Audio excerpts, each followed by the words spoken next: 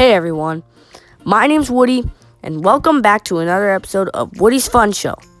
Now, today, I kind of just wanted to talk a little about book-to-movie adaptations and how I think I could have possibly found the worst one of them all. Now, if you guys don't know what a book-to-movie adaptation is, it's basically where you get a story from a book, and you take that story and you kind of turn it into a movie so then people can get visual input on what the story looks like. And a lot of you guys might know that when it comes to book-to-movie adaptations, it can get very mixed. 'Cause you have some book-to-movie adaptations like The Outsiders and Harry Potter, where those are actually pretty decent adaptations. Like, they're not the best, but they're actually like pretty decent enough.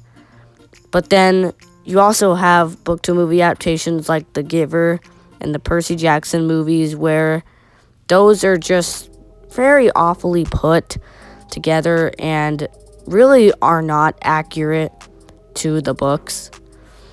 And I think I might have just found the worst one in existence. Now, before I tell you what that movie is, I highly recommend you click the subscribe button. We're trying to reach 50 subscribers. We are about halfway there, and I really think you guys can do it. I believe in you guys, so make sure to hit that subscribe button and also turn on notifications so then you do not miss a video I post. With that being said, the movie I'm talking about is Where the Red Fern Grows. Oh wait, that's not it. I'm not talking about the Norman Tokar version released in 1974, although that adaptation is still pretty bad. No, I'm talking about the 2003 adaptation. Now, the Where the Red Fern Grows book is a story that I really adore. It's essentially a story about a little boy named Billy who really has a passion for dogs, specifically coonhounds, and he's been dying to get one or two even, like, because he loves hunting, and they kind of live in an era near like where the Great Depression was, so they don't really have a lot of money. And so when Billy's just putting in the work, years worth of work, and he saves up that money, and he essentially gets these two coonhounds named Old Dan and Little Dan. And so that, along with like hunting, ghost coons, competition, it all just makes for just a really good story. And so when I finished the book, I was like really excited to watch the movie, because I thought the movie could actually be good. Like, I didn't think that they could possibly screw it up, but they just did. I don't know, just like the acting is pretty bad. There's like no emotion, which also kind of ties into the actors. And worst of all, it's just not accurate, really, like almost at all.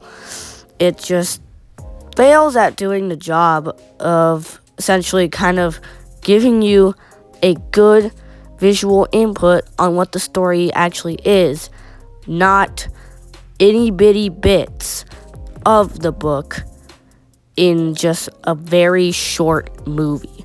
Every scene is like 1 minute long, maybe 1.5 minutes, and it just doesn't hit the same when the scenes are just so short. And it makes the movie very short. I think this movie is only like about an hour and 10 minutes. I kind of forgot the runtime.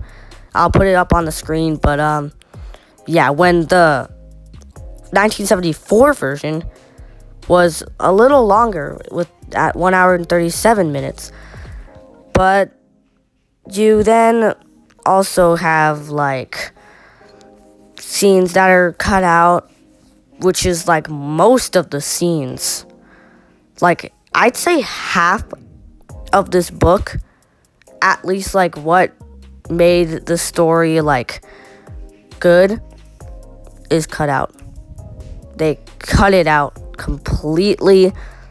The ending, where the ending is supposed to be like a very like big emotional moment, that scene's only like 1 minute long, and then like the actors don't really do a good job with like being able to capture the emotion. It just ends up looking like a very awkward scene, and it's just like overall just doesn't work. The movie doesn't work with like being able to give a good visual input if it's just going to be very short, very lazily put out. Half of the scenes are cut out. Like the cat in the movie is not even mentioned. Like no mention of the cat. And there's also like many other just like small scenes that made the story what it was. Because this is the thing that I actually liked about the book, is that they had very small like scenes to kind of add into the story, but all those scenes actually made the story better drastically by kind of showing how Billy and these dogs are actually good at cooperating and catching things. And obviously, in those times, troubles are going to happen. And you also got like the ghost coons when they hunt. That scene, once again, is just very short. And the dialogue is like short. It's like you can tell it's scripted. It's literally as if they're just looking at a paper and they're like, what do I say again? It's like just not put. I think you should have just brought in more better actors, because I'd say besides the what's their names, I'll put them on the screen, like the two like gangster kind of guys. They are pretty decent, but everyone else is just so lackluster. And also, I would like to point out that in the movie, the dogs, they're not even in the movies that much. Like, I know it might sound weird because it's essentially about Billy and his two coonhounds, but they're just not really that much in it. Like, a lot of it really is just about them, like Billy with the two gangster guys, just like talking about competing for like 1.5 minutes. And then they do that, and it doesn't even show much of the dogs that are actually even doing the ghost coon hunting. It's just the humans. I would go for a lot longer, but we are running out of time, so thank you guys for watching. If you guys enjoyed my little rant on these movie adaptations, make sure to like the video, and again, subscribe, as we're on our goal to reach 50 subscribers. I'm really hoping for summertime. With that being said, I'll see you guys in the next episode.